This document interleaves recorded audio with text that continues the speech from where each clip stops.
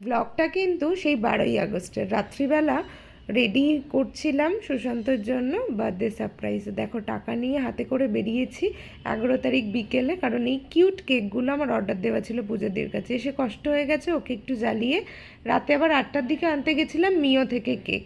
ব্যাস বাড়ি এসেই লেগে পড়েছিলাম কাজে, আর আমাকে হেল্প করেছিল আমার ভাই। যাই হোক, ভিডিওটা দেখলেও আমাকে মেরে ফেলবে, কারণ ওর খালি গায়ে ভিডিও আমি নিয়ে নিয়েছি। দেখো কত সুন্দর করে ডেকোরেট করেছে, অনেকটা ভালোবাসা দিয়ে দাদার জন্য। ব্যাস তারপর 12টা বাজতেই আমরা ওকে ডেকে নিয়েছি, চলো। অনেক বিরক্ত করেছি, কারণ ও হচ্ছে তাড়াতাড়ি ঘুমায়, আর ওকে রাত অবধি জাগিয়ে রাখা মানে বুঝতেই পারছো। যাই হোক, ঘরে ঢুকেও প্রচণ্ড এক্সাইটেড হয়ে গেছে, বলছে এত সুন্দর দেখতে লাগছে, ঘুরে ঘুরে দেখছে লাইট কোথায় জ্বলছে। তো ভাই আবার লাইটটা ওকে একটু দেখানোর জন্য অন্ধকার করলো। যাই হোক, আমরা এইভাবেই এনজয় করছিলাম। ব্যাস ভাই ওকে একটা সুন্দর গিফট করেছে, কি গিফট নিশ্চয়ই আমি তোমাদেরকে দেখাবো। তারপর দেখো সেই কিউট কেকগুলো নিয়ে, আর মিওর কেকের সাথে কত সুন্দর ম্যাচ করে গেছে না। আমি ভীষণ এক্সাইটেড হয়ে গেছিলাম, মনে হচ্ছিল আমারই বার্থডে। দেখো ডেকোরেশনটা তোমাদের সাথে শেয়ার করলাম, কেমন লাগলো অবশ্যই জানিও।